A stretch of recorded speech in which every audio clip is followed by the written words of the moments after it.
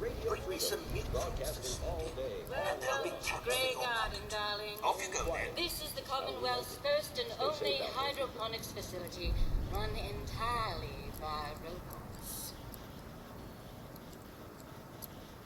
This place seems familiar. I think I saw a bit about it on the news back before the war. It is hard to imagine how this has survived for so long. Yes, construction was completed mere days before the war. We were able to survive and continue our operations only because our creator made us fully self-sufficient. You see, there are two kinds of robots here. The worker drones carry out labor and maintenance.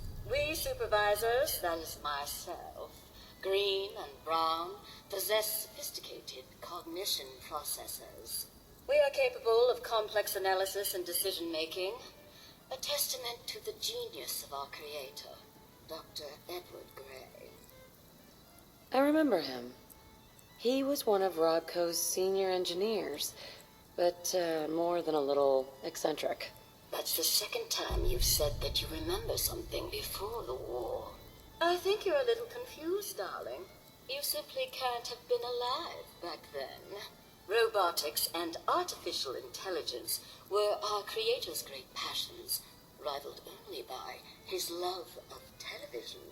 Perhaps you've noticed that I possess a rather singular personality, as do the other supervisors. This took a weird turn. Why did Dr. Gray give you these unusual personalities? Genius is restless, darling. It abhors stagnation. Dr. Gray was tired of the standard Mr. Handy personality. He looked to his favorite television characters for inspiration, and we are the result. A few other things you should know. Talk to Green if you need supplies. If it's caps you require, Brown might have a few odd jobs. There's one other thing. A question, really. Tell me, darling, what do you think of the water around here? It's awful. Isn't it, though? Pressure's down, radiation is up. Why, it's practically toxic. Just think what it must be doing to my skin. This will never do. I don't mean to impose, darling, but perhaps you could lend us a hand. All right. Marvelous. Simply marvelous. Most of our water comes from the old Western plant, south of here. Such an eyesore. Be a dear and pay a visit, See what you can do. Maybe tidy up the place. It must be filthy. If you can get it working again, I'm sure I can come up with something for you. Do you have a minute?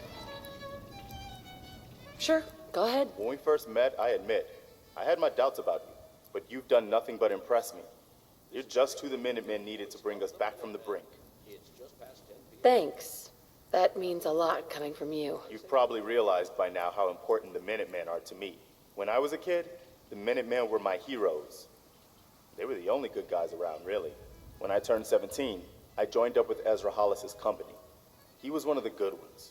Really believed in the old-time Minuteman way. We had a few good years there. I felt like I was part of something bigger than me. Like I was really helping make the Commonwealth a better place. If things were so great back then, how did it all fall apart so fast? I'm sure there was a lot I didn't see or know enough to pay attention to. You know, the politics and rivalries and bad blood between the different groups. I guess General Becker was able to keep a lid on it, keep everyone more or less on the same team. But after he was killed, it all came out in the open. I couldn't believe it at first. These guys were supposed to be Minutemen. They were supposed to put their duty to the people ahead of everything else. You probably think I was pretty naive, huh? I guess I was. Still am, too. Even after everything, I still believe that the Minutemen can be what I always thought they were. The good guys. We are the good guys. We're doing our best. And a lot of it has to do with your example. So I guess what I'm trying to say is, thanks. Anyway, I appreciate you taking the time to listen. Anything else? No, that was it. We'd probably better get back to it. Supervisor Brown? Ready to hand over those mute fruits? Yeah, I'll take those caps now. Jolly good. Here you are. 2 caps apiece. Caps for mute fruits. That's the way. Do see about that water, won't you?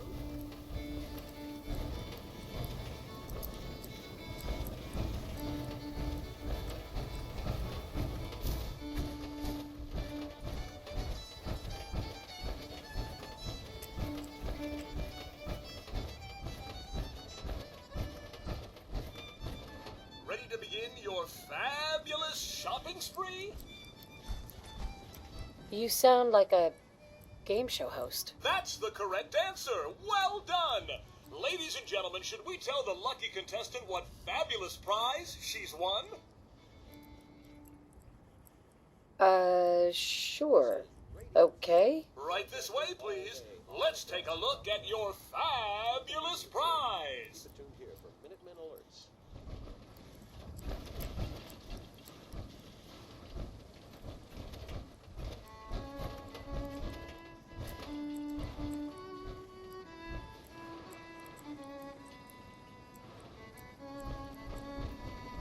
It's a brand new car! Wow! Now, if you've already got the latest in sleek, stylish, atomic-powered automation, you can also take your winnings in the form of a cash prize. How does 100 caps sound? Yeah, I'll take the cash prize. Here you go! And if you want to use your winnings to make a few purchases from Robco, we certainly won't complain. Ha ha!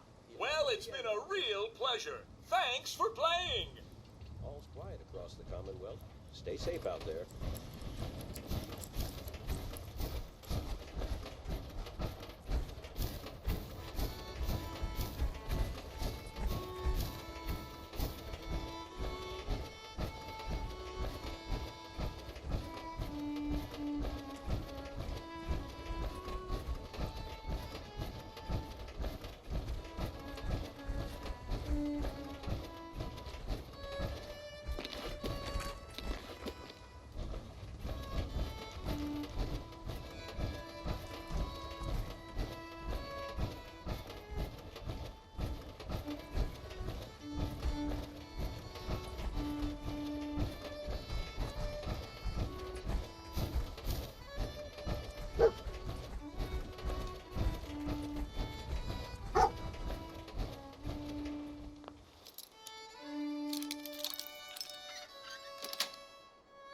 Got I'll it. have to keep in mind that you can do that.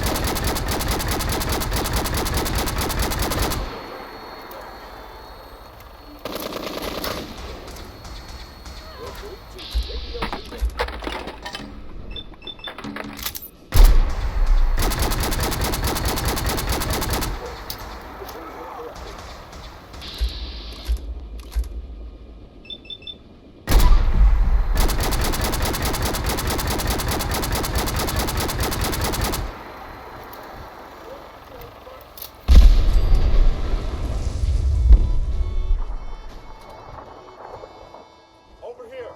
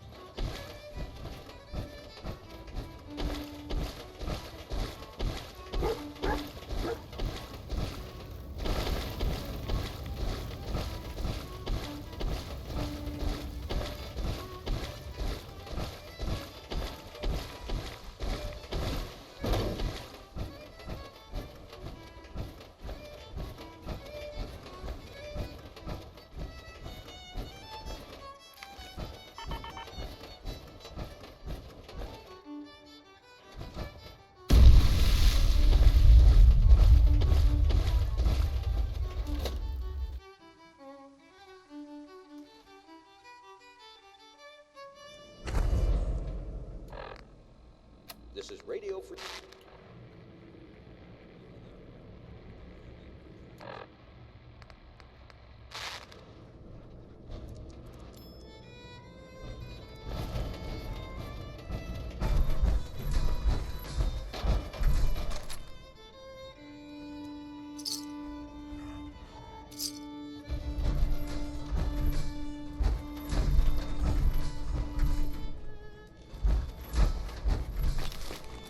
It's weirdly peaceful in here.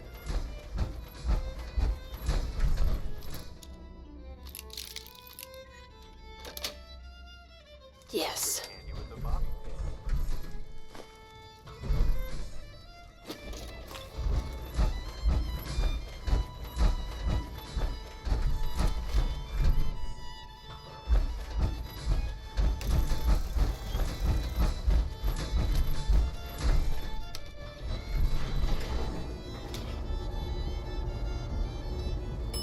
Lower level.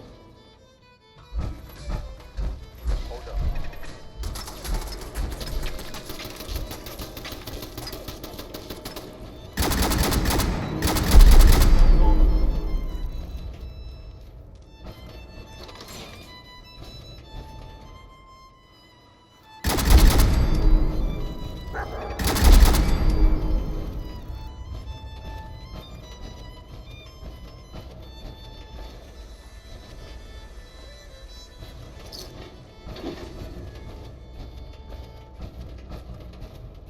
This is Radio Freedom. Bingo. This message is for the General if you're listening. We have a situation at the castle that we could use your help with. Nothing serious, just... Hey, you can't do that! Listen up, General.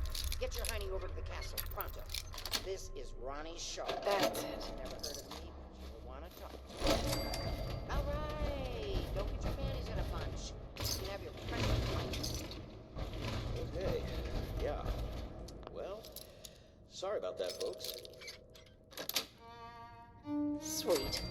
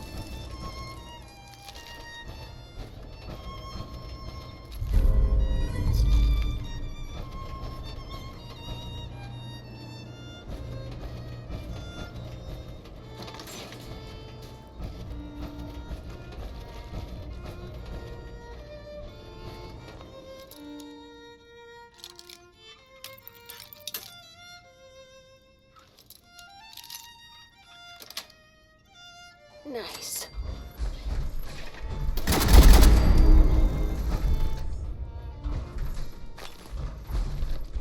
2 a.m. here at Radio Freedom. Nothing to report. Stay safe, people.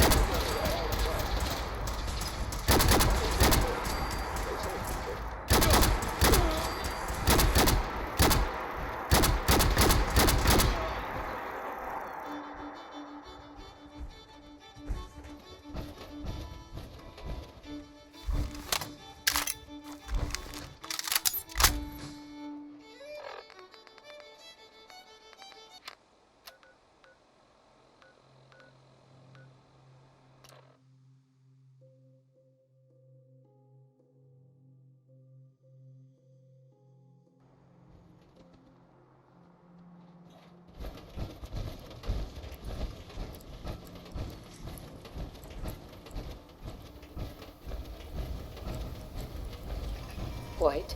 Darling. Darling, so good to see you. You fixed our water problem, didn't you? Yeah, it wasn't easy. Yes.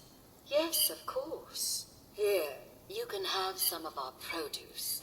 I'll ask Greenie to give you a discount, too, if there's anything else you need. Now I simply must get back to work. Ta-ta!